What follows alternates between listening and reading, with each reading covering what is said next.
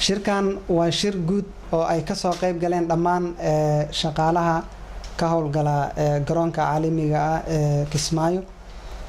maanta shirkan ahmiyad gaar ayuu inoo lahaa. waxaan oga hadlaynay arrimo la xiriira maartay waajibaadka shaqo ee shaqaalaha qaybahooda kala duwan, ama ha ahaadeen immigrationka ama ha ahaadeeno muxuu ahaa qaybaha kala duwan ee administrationka ama garoonka waaxihiisa kala duwan.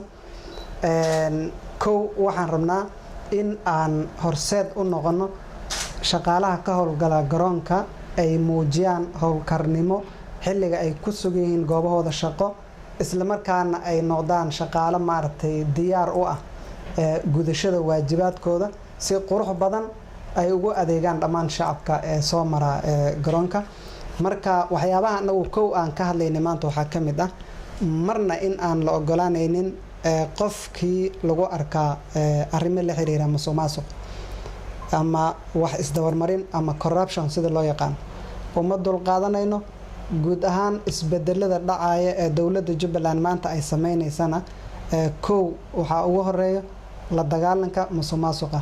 dulqaad looma hayo. we have zero tolerance.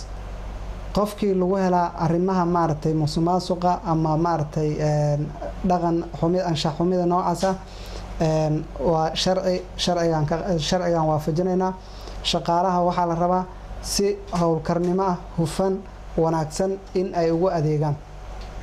taasaan kala shaqeynaynaa. waxaan diyaar u nahay shaqaalaha inaan u sameyno seminaaro iyo aqoon kororsi si ay u noqdaan dad diyaar u ah gudashada waajibaadka ay dowladdu u idmatay.